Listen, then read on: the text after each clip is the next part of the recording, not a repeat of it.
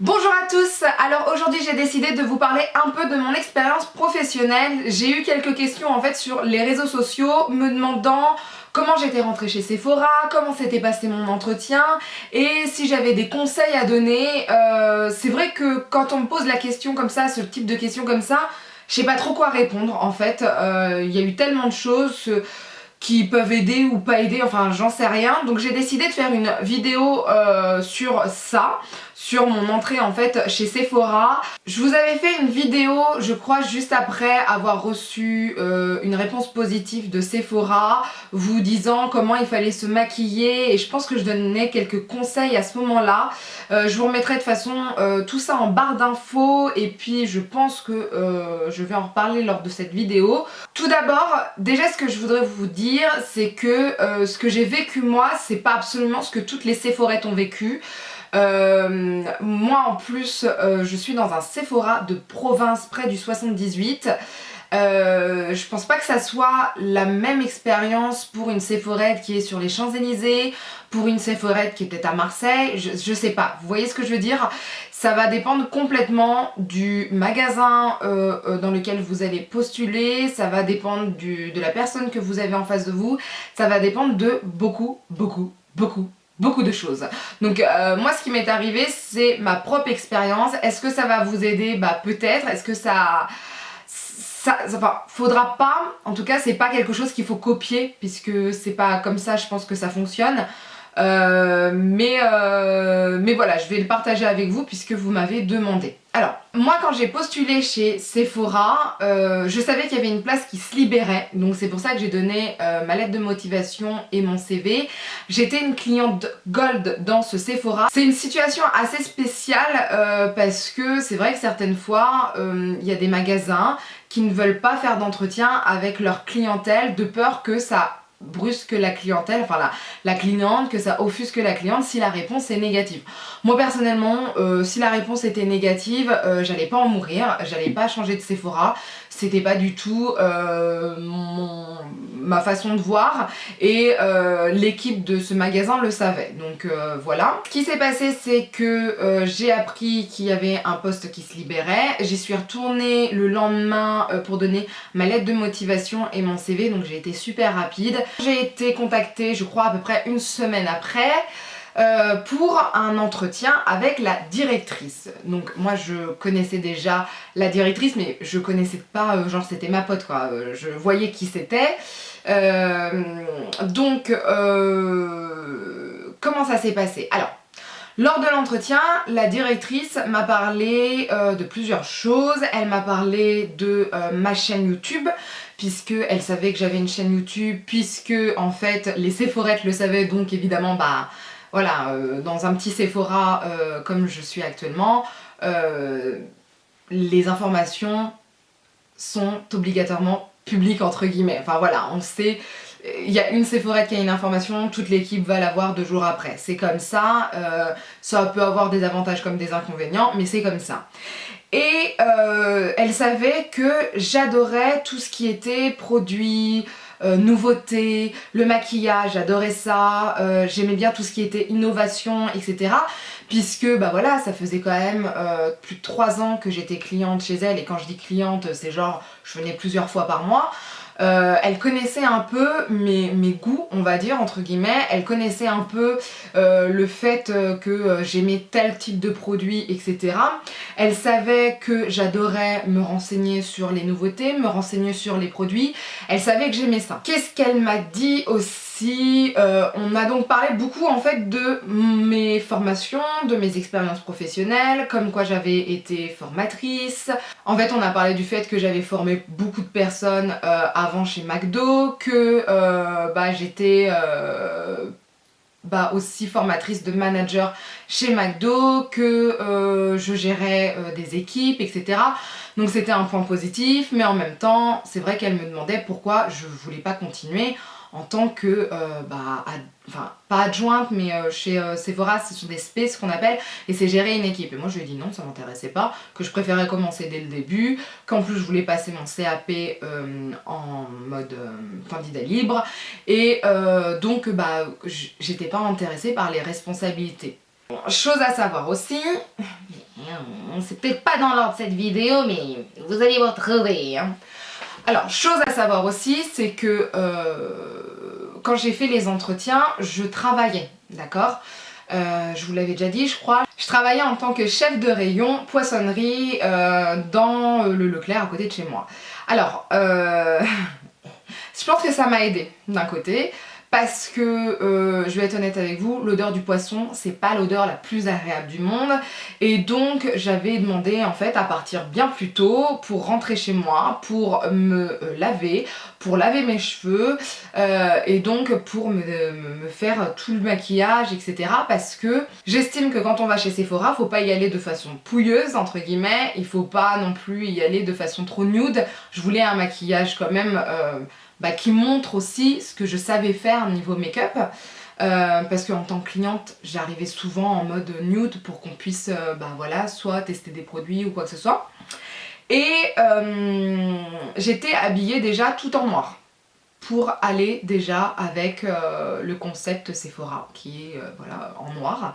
Donc j'avais un pantalon à pince, j'avais un t-shirt, j'avais une veste noire et j'avais des comment on appelle ça, des ballerines noires. En plus j'y étais allée, il faisait super chaud, je me rappelle, mais alors il faisait chaud à ce moment-là. Et donc déjà je pense que l'apparence ça compte beaucoup de toute façon. Après ça, l'apparence ça va dépendre aussi de votre magasin, ça va dépendre de leurs envies. Il y a peut-être des magasins qui vont être plus portés sur le maquillage dramatique, d'autres non, je sais pas. Enfin, moi j'avais essayé de faire un maquillage plutôt élégant, travaillé, mais pas too much non plus pour pas qu'elles aient trop peur dès le début. Et donc voilà, donc premier entretien, ça s'est plutôt passé comme ça. Voilà, c'était plutôt... je dirais pas tranquille, mais c'était plus une discussion avec la directrice. C'était de façon assez à l'aise, mais pas à l'aise genre avec mes potes. Hein. C'était, voilà, ça se passait tranquillement. Elle me posait des questions, je répondais. Puis après on enchaînait sur un autre sujet, mais de façon naturelle. Enfin voilà. Et je crois qu'elle m'a contacté 3-4 jours après pour me dire qu'il fallait un autre entretien, cette fois-ci avec l'adjointe du magasin. Et donc j'avais rendez-vous 3-4 jours après, donc voilà. Donc là j'ai eu de nouveau un entretien, donc rebelote après le travail, sachant que je commençais souvent entre 5h et 6h, et l'entretien était vers 15h, donc il fallait quand même que j'ai un beau visage. Je me rappelle certaines fois je faisais des masques tissu Sephora pendant que je me lavais pour que la peau soit plus repulpée ou avec plus d'éclat. Donc rebelote, le maquillage, etc. Et donc là, avec l'adjointe, les questions étaient plus précises, c'était plus axé sur le travail en groupe, c'était plus axé sur des faits en magasin, etc. C'était bien plus strict. Même quand je suis sortie de l'entretien, je savais pas du tout si j'allais être prise ou pas, parce que j'avais l'impression qu'avec la directrice ça s'était très bien passé, avec l'adjointe ça me faisait plus peur. Donc vous voyez, ça veut rien dire. Hein. Et donc voilà, et donc j'ai été prise, après ils m'ont appelé une semaine après pour me dire que c'était ok. Donc moi comment j'ai vécu la chose moi j'ai essayé d'être à fond dans ces entretiens mais sans être stressée, j'ai essayé de me donner à 200%. Après je pense que j'ai eu cette chance que l'équipe me connaissait en tant que cliente et j'ai eu cette chance aussi, et ça on me l'a dit après, c'est que j'étais une cliente plutôt entre guillemets peut-être agréable, peut-être pas agréable mais pas hautaine, souriante, mais ça c'est ma personnalité, toujours à regarder avec des grands yeux les produits, etc. J'avais ce côté voilà plutôt qui leur a plu en fait, ces choses-là leur ont plu déjà et je pense que ça m'a aidé, il faut être honnête avec vous, parce que j'avais aucune expérience dans la parfumerie, aucune expérience chez Sephora de toute façon, et j'avais pas encore mon CAP, donc voilà. Le fait aussi, je pense que je leur ai dit que j'étais en train de préparer un CAP, peut-être que ça a aidé aussi. Je suis pas sûre à 200%, mais ça a peut-être aidé quand même, puisque ça montrait vraiment ma conviction de changer complètement de travail, de faire une reconversion professionnelle. Après voilà, moi c'est ce que je vous dis, je suis en province, je suis pas dans une grande ville, c'est sûrement pas pareil en grande ville, peut-être que c'est plus strict, peut-être que je serai pas passée voilà, j'aurais passé aucun entretien, peut-être que déjà mon CV il serait pas passé. Mais en province c'est différent, en général presque tout le monde se connaît. Je pense que c'est allé très très vite. Alors par contre je pense que mon CV a aidé quand même, puisque j'ai quand même eu des jobs avec des responsabilités. Ce qu'il faut savoir aussi, c'est que Sephorette, c'est être à la fois, souvent, c'est être à la fois maquilleuse, conseillère et vendeuse. Ça veut quand même dire qu'il faut aimer en général ces trois parties-là. Est-ce que vous aimez... C'est pareil, enfin, les conseils, quand vous avez quelqu'un en face de vous qui depuis des années fait un rituel soin ou un rituel maquillage qui est peut-être plus adapté à sa peau, parce que la peau va changer ou quoi que ce soit, il faut que vous sachiez, entre guillemets, convaincre la personne en face de vous pour lui faire comprendre que ça va pas aller, ça va pas le faire, et que le fait qu'elle continue à faire toujours la même chose comme ça va pas s'améliorer. Voilà, c'est des trucs comme ça. Moi j'ai beaucoup de clientes qui arrivent avec des cernes pas possibles et qui me disent je veux un anti-cerne, d'accord, mais est-ce qu'il y a un soin? Non, bah ça va pas s'améliorer. Vous avez 20 ans, vous avez déjà des cernes, ça va pas s'améliorer. Un truc tout bête, j'ai plein de rides, etc. Je veux qu'on me cache ça avec du fond de teint. Non, ça va pas être la bonne solution. Il y a des soins pour ça de base. Le fond de teint va vous donner de l'éclat, le fond de teint va matifier, le fond de teint va peut-être aider à masquer légèrement les rides, mais légèrement, il faut des soins avant. Enfin voilà, c'est beaucoup de choses. Voilà, on a beaucoup d'a priori sur comment se maquiller, sur comment utiliser les soins, mais en fait certaines fois on se rend compte que ce qu'on a en tête c'est complètement débile. Enfin voilà, moi je sais qu'il y a eu des choses que j'ai appris aussi chez Sephora. Je me suis dit mais je suis conne quoi, pourquoi avant je faisais ça alors que là actuellement le rituel que je fais ça va très bien. Voilà, donc ça c'est pareil, il faut savoir conseiller, enfin ça demande quand même beaucoup. Bref, ça demande de l'envie. Si vous n'avez pas envie, c'est sûr que... Si c'est juste pour vous dire je vais maquiller et je vais être au contact des produits, c'est pas suffisant je pense. Je pense qu'il faut vraiment avoir envie de conseiller aussi, vraiment. De donner des astuces, enfin voilà, je le vois moi dans mon équipe... elles font tout ça quoi. Alors chacune a sa spécialité et chacune est meilleure dans un domaine. Mais voilà, je le vois tous les jours, on donne des conseils, c'est vraiment des conseils.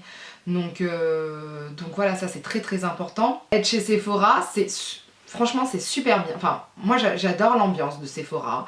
Je kiffe cette entreprise. Je l'ai déjà dit plusieurs fois, je ne partirai pas, je pense, de cette entreprise avant. Wow, peut-être jamais. J'apprécie beaucoup voilà, ce qu'on fait, etc. Moi, à mon âge et après avoir vécu déjà des boulots à Paris, etc., j'aime le fait d'être dans une petite équipe, pour l'instant. Il y en a certains, je pense que moi, à 20 ans, j'aurais voulu travailler aux Champs-Élysées, soyons honnêtes. Ça bouge, c'est génial, etc. Maintenant, je connais pas l'ambiance, c'est pas parce que je travaille chez Sephora que je connais les ambiances de tous les Sephora. Mais voilà, je pense que j'aurais kiffé travailler au Sephora des Champs-Élysées quand j'étais bien plus jeune. Maintenant, je préfère être à côté de chez moi, je préfère être avec mes petites collègues trop mignonnes, etc. Et puis j'aime bien ce côté petite équipe, petite famille, etc. Donc c'est ça que j'apprécie énormément. Donc voilà, c'est tout ce que je pouvais vous dire. Je sais pas si j'ai répondu à toutes vos questions. Je sais pas si ça va suffire ou pas, mais voilà, mes conseils c'est je pense qu'il faut être passionné par le soin, le maquillage, le parfum, passionné par ce monde-là. Je pense aussi que ça demande, enfin moi en tout cas, pour tout ce qui était maquillage, pour maquiller les gens, ça m'a demandé du travail, c'est-à-dire que je me suis entraînée sur ma famille, je me suis renseignée. Certaines fois il m'arrive quand des clientes prennent rendez-vous de leur demander de ramener une photo une semaine avant pour que je puisse étudier, etc. Enfin voilà. Moi j'ai pas fait d'école de maquillage, donc ça me demande du travail. C'est ce que j'aime, donc je m'en fous complètement. Donc voilà, comme c'est ce que j'aime, le travail est plus un plaisir qu'autre chose. Donc voilà. L'image de Sephora, c'est d'avoir des Sephorettes assez élégantes, avec voilà, une peau éclatante, etc. Alors on demande pas à ce que tout le monde soit maquillé comme c'est pas possible. Ça, j'avais entendu ça, etc. Mais non, c'est pas vrai du tout. À part peut-être les samedis où on demande à ce que le maquillage soit plus marqué, plus visible. Mais encore, ça dépend beaucoup des directeurs et directrices que vous allez avoir. Mais voilà, c'est un monde d'élégance. C'est un monde où les détails sont importants. Après, on aime ou on n'aime pas. Voilà, tout simplement. C'est un monde assez strict. Voilà, on n'a pas le droit à certaines choses, etc. Mais moi, ça me dérange pas. Voilà, pour l'instant, ça me dérange pas. Après, peut-être qu'un jour, je vais tomber sur une directrice ou un directeur bien plus strict et que je vais morfler comme c'est pas possible, peut-être. Mais voilà, moi, ça me dérange pas le fait qu'on me dise ah bah non. Ton maquillage aujourd'hui il est pas assez visible, je voudrais quelque chose avec un rouge à lèvres un peu plus visible. Je le prends pas mal, j'estime que ça fait partie de mon travail. On porte aussi les produits qu'on vend, donc voilà. Et puis bah, si c'est pour ne pas être... Alors, c'est sûr que je pense pas de toute façon que ça arrivera, mais c'est sûr que si on me dit d'être un peu genre cagole ou un peu... comment dire ça, un peu pas classe, je pense que je pourrais pas dire oui. Voilà. Mais si c'est pour avoir un genre un rouge à lèvres rouge, franchement, rouge à lèvres rouge, il n'y a rien de pas classe dans ça s'il est bien mis, etc. Enfin, si j'en ai pas entre les dents ou quoi que ce soit. Donc voilà. En général, c'est plutôt élégant, classe et assez fun. Donc c'est ça que j'apprécie. Donc voilà, en tout cas j'espère que j'aurai répondu à vos questions. En tout cas, si vous avez des questions sur comment rentrer chez Sephora, posez les questions sous cette vidéo, sincèrement. Au moins comme ça, tout le monde pourra voir, je répondrai à toutes les questions, etc. Mais c'est mieux sous cette vidéo, je pense que ça va être plus pratique. Ouais, je pense que ça va être plus pratique.